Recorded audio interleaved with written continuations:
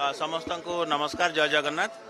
महाप्रभु कृपारू मुझे सेवा कर जो सुजोग देते राज्य सरकार मुझे समस्त कृतज्ञता ज्ञापन करुच्ची।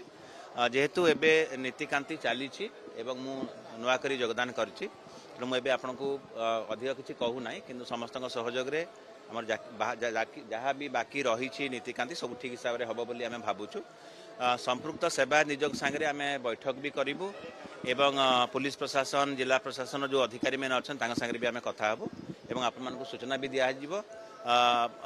आम ओडिया जातिर प्राणप्रिय ठाकुर होउछन्ते महाप्रभु श्री जगन्नाथ तांकरी कृपारू एवं तांकर आशीर्वाद सब किसी ठीक हम बोली आम आशा करवा। समस्त आम सहयोग कामना करूँ।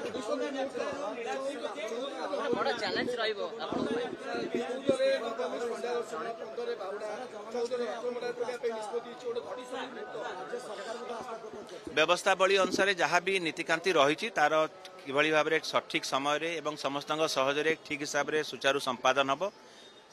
नीति श्रृंखला आम सर्वाधिक गुरुत्व देवु जिला प्रशासन एवं श्रीमंदिर प्रशासन तरफ आम आशा करूँ आपण मान समस्त सहयोग रहा वार्ता भी रहा। जो माने भी विशृंखलित आचरण करेंगे आम निश्चित भाव में कड़ा कार्यानुष्ठान ग्रहण करूँ। कारण मोबाइल फोन नहीं रथ उपर को जाऊँच जो मान काम सेवा अधिकृत नुहति से भी मंदिर रथ उपर को जाऊँच।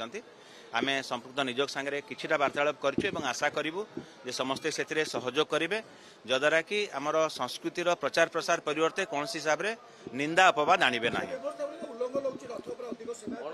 से विषय आम संपृक्त निजोग मान सांगे आज संध्यारे बैठक रखीचु सांगे आम वार्तालाप करूँ। समस्त सहयोग रहा बोली आम आशा करूँ।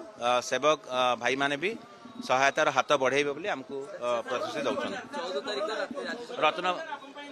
रत्न भंडार उपर मुझे किसी कहवाई चाहू ना। मुझे किसी समय पूर्व ही योगदान करछि जहाँ भी तार स्टैंडर्ड ऑपरेटिंग प्रोसीजर जस्टिस रथ कमिटी करछंती बा मैनेजिंग कमिटी निर्धारण करछंती।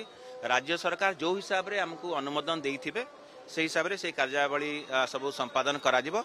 आपण मानकु समस्त को मु विनम्र निवेदन करछि एते समस्त सहायता सहयोग करंतु।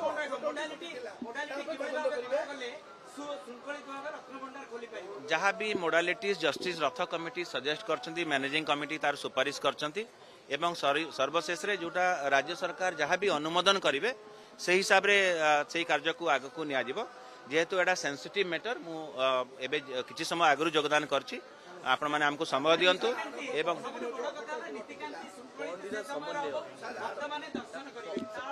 नीतिकांति श्रृंखला मंदिर श्रीमंदिर प्रशासन पर सर्वाधिक गुरुत्व आम देवु एवं से समस्त सेवक मानकर आम सहायता कामना करूँ।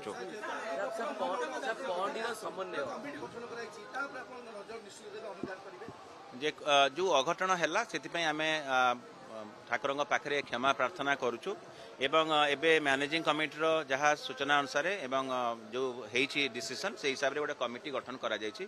से कमिटीर रिपोर्ट आसवा जाए आम निश्चित भाव में अपेक्षा करवा एवं एभली घटनार जमती पुनरावृत्ति न हुए से श्रीमंदिर प्रशासन निश्चित भाव में ध्यान देव। भी नीतिकांति अच्छी से सुरुखुरे संपादित हो बोली आम महाप्रभु पाखे प्रार्थना करुचु। समस्त धन्यवाद।